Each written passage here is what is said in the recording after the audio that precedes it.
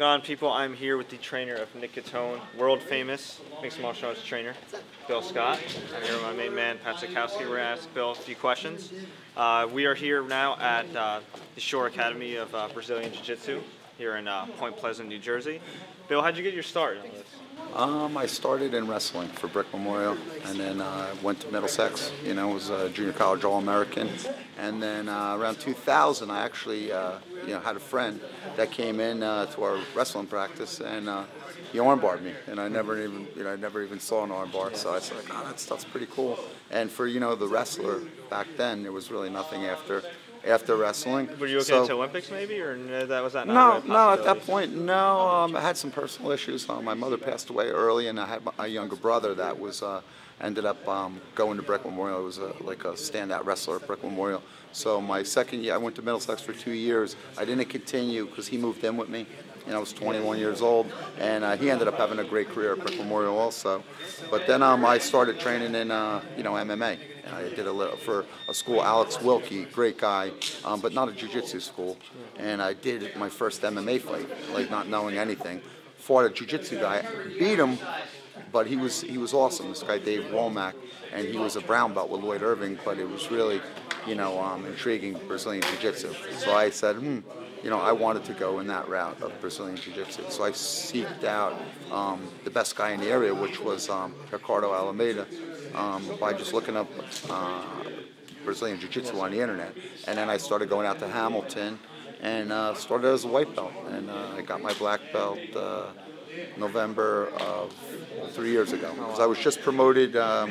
We just promoted 6 black belts that started with me back then, and by Pablo Popovich, world champion ADCC Abu Dhabi. He won the Worlds, and he was just here a month ago and promoted, gave me my first degree and promoted 6 black belts. So we have 6 black belts at the school now. Oh, that's a really good cause. Now you are a Gracie black belt. Did you actually get trained by any of the Gracies? Yeah, I trained with Henzo, who's the best guy in the world, and I trained with Henzo, and there's a lot of them. Yeah. Henzo, Igor, Gregor. Oh my God, yeah. I've had the pleasure of training with Hodger multiple times. Daniel, there's quite a few. Henzo's out of the city, and he just opened a school in Homedale now, and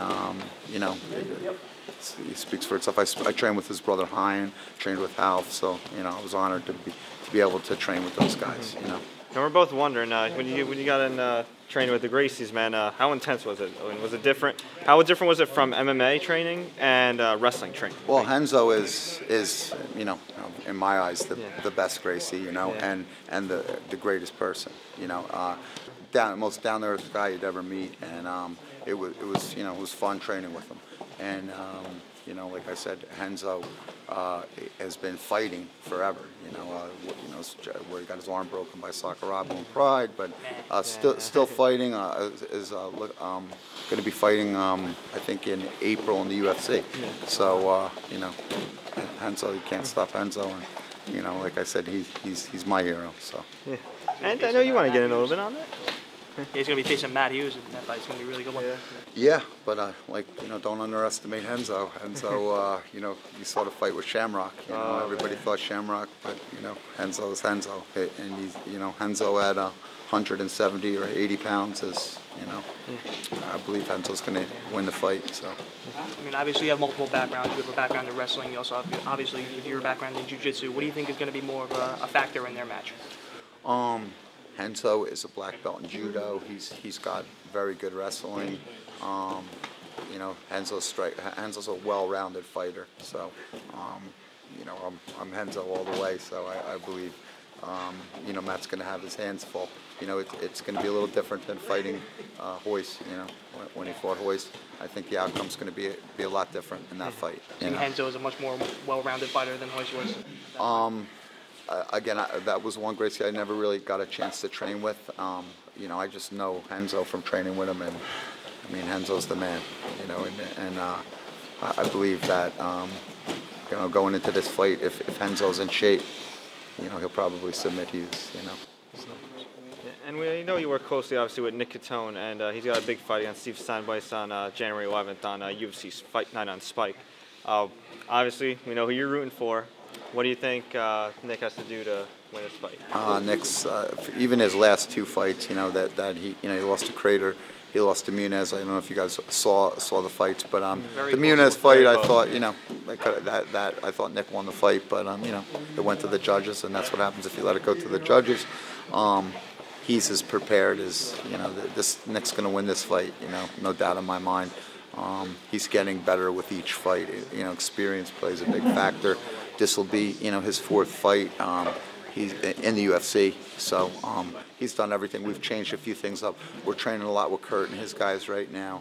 I started with Kurt. Kurt did his first fight with me in 2001 in the old Bama days, and you know, I've been with Kurt since he was a white belt, and you know, so we just recently, since he came back from Florida, started training again, and that, you know, it's going to be a big factor too that we have good training partners, you know. And what do you take more pride in? Did you take more pride in when you were a fighter, or now that you could pass along all your knowledge to, you know, younger guys? And I mean, what do you take? Always a teacher, you know. I teach wrestling. I've been coaching wrestling for, you know, since I wrestled. I believe you trained the Brick, New Jersey SWAT team. Sorry.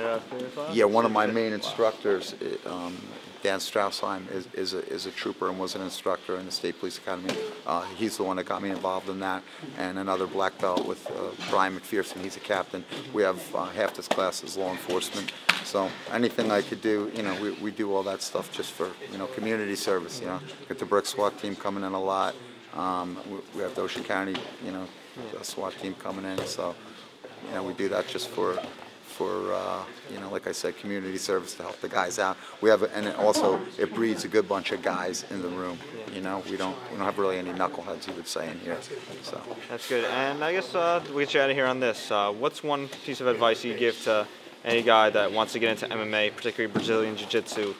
Well, that would be it. I would give him the advice of to go the Brazilian Jiu-Jitsu route first. You know, training the gi, as Nick and Kurt both do to this day. And you know, I'm a big believer in gi Jiu-Jitsu, and I think it helps the game.